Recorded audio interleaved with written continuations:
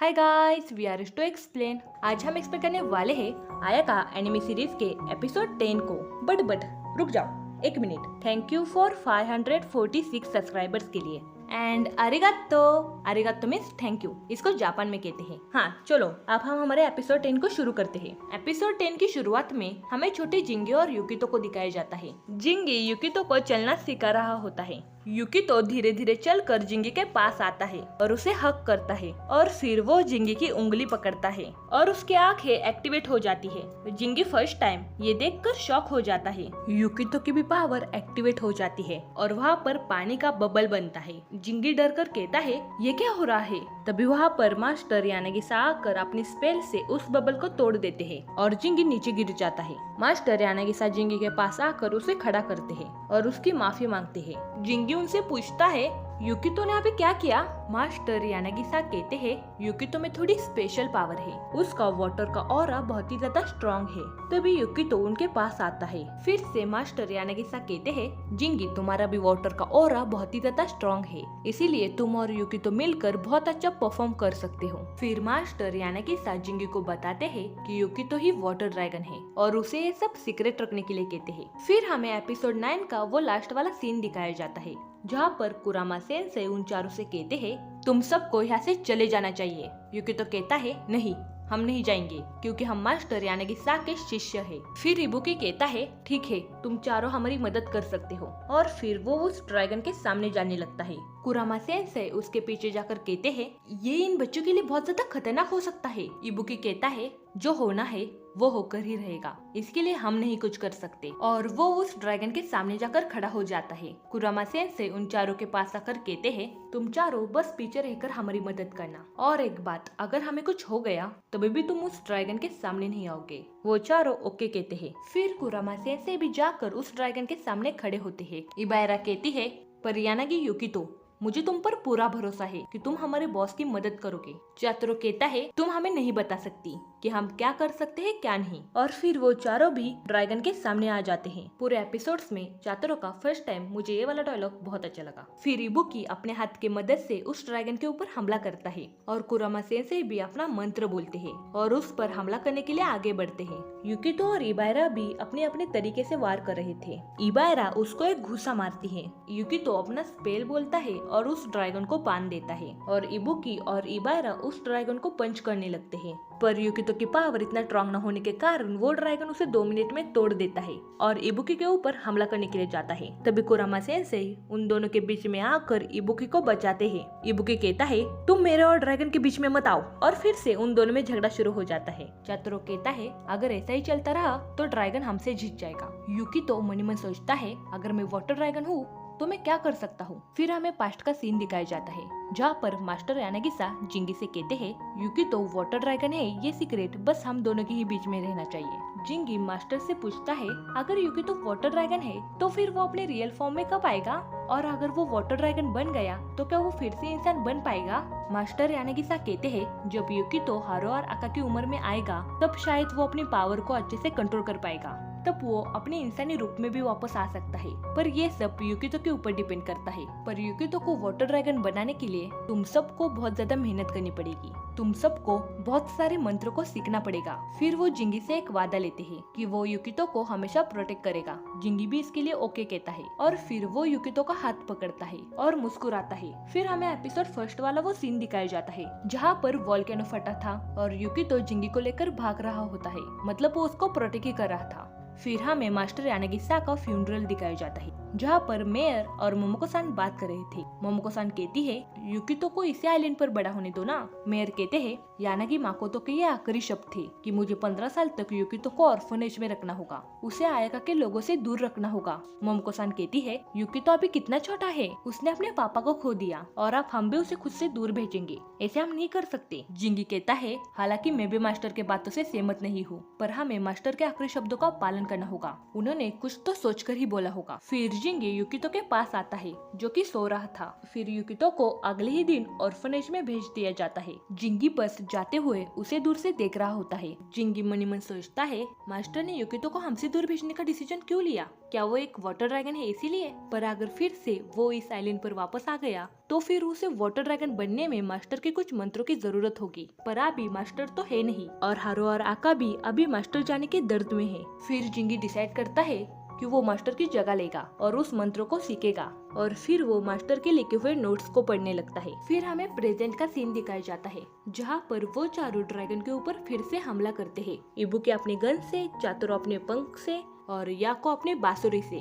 और इबायरा अपनी बिजली की टेक्निक से उस ड्रैगन को एक घूसा मारती है और युकितो अपने वाटर टेक्निक से उस ड्रैगन के ऊपर बड़ा हमला करता है। फिर कुरामा सेंसेई अपने स्पेल की मदद से उस ड्रैगन को जंजीरों से बांध देते हैं। इबुकी समझ जाता है कि कुरामा सेंसेई ने मास्टर के सारे मंत्रों को सीखा है और वो जंजीरें फायर ड्रैगन को नीचे खींचती है। याको कहता है, आई होप हम उसे कुछ देर के लिए रुका पाए। पर वो ड्रैगन अपने आप पर कंट्रोल पा लेता है और हमला करने के लिए पूरी तरह से तैयार हो जाता है। वो सब उसे लड़ने के लिए तैयार देखकर हैरान हो जाते हैं। इबुकी भी अपने पावर से आरामितमा में कन्वर्ट हो जाता है और फायर ड्रैगन के ऊपर अटैक करने के लिए चला जाता है। इबायरा चिल्लाती है, बॉस ये आप क्या कर रहे हो?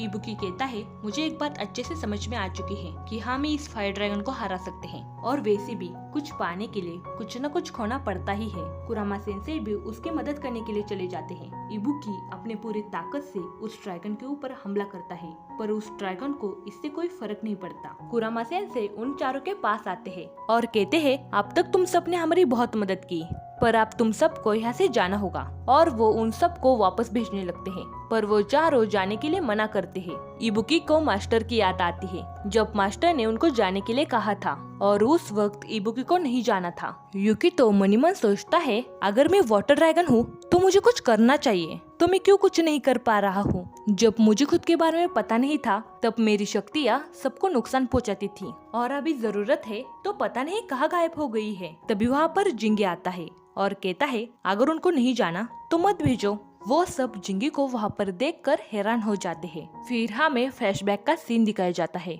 युकितो जब से ऑर्फनेज में गया था तब से जिंगी बिल्कुल अकेला हो गया था। एक दिन वो मास्टर यानागिसा के कब्र के पास आता है। फिर हमें बताया जाता है कि जिंगी ने उस नोटबुक में क्या पढ़ा था। उसमें कुछ मंत्र लिखे थे और उसके साथ कुछ ऐसा लिखा था कि जो भी वाटर ड्रैगन को बदलने के लिए इस मंत्र को उपयोग करेगा उसे अपनी जान भी देनी पड़ सकती है। फिर कहानी प्रेजेंट में आती है। आइलैंड के कुछ लोग उस वॉल्केनो को देखकर कहते हैं, ये तो 10 साल पहले जैसा हो रहा है। फिर जिंगी उनको बताता है, बहुत साल पहले आयका के बारे में एक कहावत थी कि आयका में पहले 2 ड्रैगन हुआ करते थे। उसमें से एक कमजोर हो गया और दूसरे ने अपनी पावर खो दी। जिसने अपनी पावर खो दी वो वाटर ड्रैगन था। वाटर ड्रैगन के जाने के बाद फायर ड्रैगन बहुत ही ज्यादा पावरफुल हो गया और उसने आयका आइलैंड के लाइफ वेंस को अस्त व्यस्त कर दिया और आइलैंड को आग से भस्म कर दिया। लोगों और जानवरों के पास रहने के लिए कोई जगह नहीं थी। उस समय सबका बहुत ही बड़ा नुकसान हो गया था। फिर एक दिन वहाँ पर ग्रेट हर्मिट आया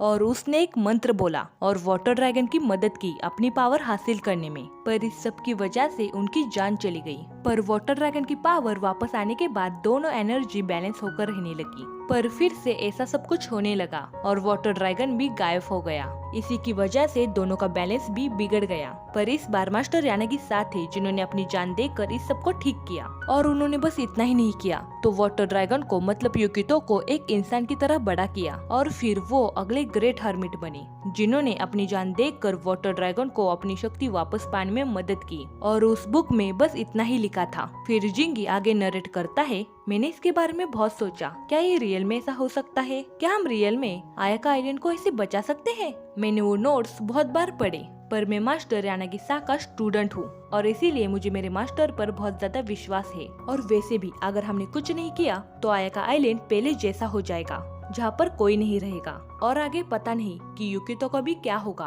और वैसे भी मेरे कोई रिश्तेदार नहीं है। आगे जिंगी बताता है, मुझे लगभग ऐसा महसूस हो रहा था कि मैं बहुत सारे कर्ज में डूबा हुआ हूँ और वैसे भी मैंने इस आइलैंड से बहुत कुछ सीखा है। मैं इस आइलैंड को अपना मानता हूँ, इसीलिए मैंने डिसाइड किया कि मैं अपनी जान दूंगा और इस आइलैंड को बचाऊंगा और अपना कर्ज चुकाने का इससे अच्छा मौका कभी नहीं मिलेगा। और मैंने वो करने का डिसाइड किया है जो मुझे पसंद है। और वो दिन आने से पहले मैं मेरी लाइफ को बहुत ज्यादा एंजॉय करना चाहता हूँ। फिर हम मोमोको-सान और मेयर को बात करते हुए देखते हैं और जिंगी भी डोर के पीछे से उनकी बातें सुन रहा था। मेयर कहते हैं यूकितो आइलैंड वापस आने के लिए तैयार है, पर वो हमारे बारे में क्या सोचता होगा। वैसे ही पुरानी बातों के बारे में वो दोनों बात कर रहे थे। मोमोको-सान कहती है पता नहीं बेचारा लड़का वहाँ पर कैसे हैंडल करता होगा सब कुछ। मेयर कहते हैं कल मैं उसको लेने के लिए जाऊंगा क्योंकि मैं उसका गार्डियन हूँ और मैंने उसका ख्याल रखने की जिम्मेदारी ली है। जिंगी वहाँ पर आकर कहता है नहीं, मैं यूकितो को लेने के लिए जाऊंगा। फिर से हमें जिंगी की वॉइस ओवर सुनाई जाती है। जिस दिन मैं बड़ी यूकितो से मिलने के लिए गया था उस दिन मैं बहुत ज्यादा घबराया हुआ था। आखिरकार वो मेरे छोटे भाई की तरह है जिसके लिए मैं अपनी जान भी दे सकता हूँ। जब यूकितो छोटा था तब उसे ऑर्फनेज में भेजा जा रहा था। उस वक्त मैं उसकी कोई मदद नहीं कर पाया। आगे जिंगी बताता है जब मैंने उसकी आंखों में फर्स्ट टाइम देखा तब मुझे उसकी आंखों में अकेलेपन का एहसास हुआ। वो जैसे जैसे बड़ा हुआ उसने दूसरों के साथ बातें करना छोड़ दिया।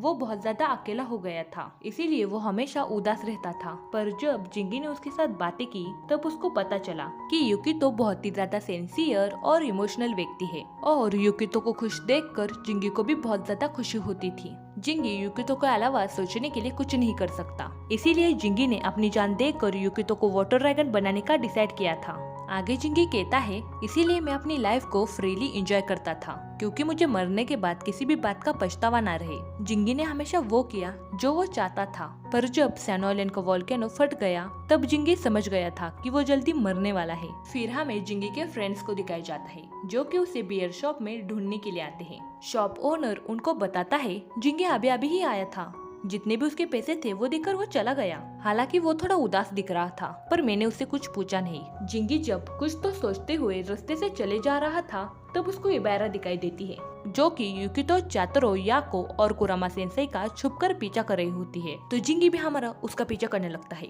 जहाँ पर वो कुरामा सेंसेई और यूकितो के बीच के बातों को सुनता है और उसे पता चल जाता है कि कुरामा सेंसेई ने यूकितो को बता दिया है कि वही वाटर ड्रैगन है। फिर जिंगी मास्टर के कब्र के पास आता है और कहता है मैंने आपके सारे मंत्रों को पढ़ा भी है और सीखा भी है। मुझे यूकितो को और इस आइलैंड को बचाना है और इसके लिए मैं कोई भी चीज खोने के लिए तैयार हूँ। मुझे नहीं पता कि मैं कब मर जाऊंगा, पर मुझे इस बात का कोई भी पछतावा नहीं रहेगा क्योंकि मैंने मेरी लाइफ को अच्छे से एंजॉय किया है जैसे मैं चाहता था। और फिर वो ड्रिंक करता है और आगे कहता है जब मैंने फर्स्ट टाइम यूकितो को देखा तब पता नहीं कैसे पर मैं उसके मास्टर के जैसा व्यवहार करने लगा और मुझे यूकितो के आंखों में दिखता है कि वो मुझ पर कितना भरोसा करता है। हारू और आका फायर ड्रैगन को हराने के लिए अपनी जान जोखिम में डाल रहे हैं, पर मैं उनकी जैसा नहीं हूँ। हालांकि मैं भी अंदर से बहुत ज्यादा डरा हुआ हूँ। मैं भी मरना नहीं चाहता, मुझे भी इस आइलैंड में रहना है। मुझे इस आइलैंड में बहुत ज्यादा मजा आता है। मुझे मेरे छोटे भाई यूकितो के साथ बहुत ज्यादा मस्ती करनी है। मुझे आपसे ये सब कहना था, आप मुझे भी चलना चाहिए।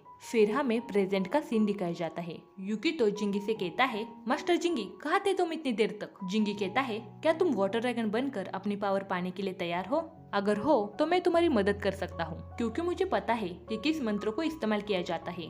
यूकितो कहता है तुम्हें पता है ना कि मैं आयका के लोगों को और आयका आइलैंड को प्रोटेक्ट करना चाहता हूँ और अगर मुझ में ऐसी पावर है तो मैं उसे जरूर इस्तेमाल करूंगा। कुरामा सेंसेई कहते हैं जिंगी तुम्हारा प्लान क्या है? जिंगी यूकितो से पूछता है क्या तुम रियली वाटर ड्रैगन बनने के लिए तैयार हो? इस ड्रैगन को हराने के लिए तैयार हो? यूकितो कहता है हाँ, और फिर जिंगी अपना मंत्र बोलना शुरू करता है। कुरामा सेंसेई कहते हैं मैंने तुम्हें कहा ना रुक जाओ। फिर जिंगी यूकितो को गैलेक्सी जैसी जगह पर लेकर आता है जिसे कि लाइफिन्स कहते हैं।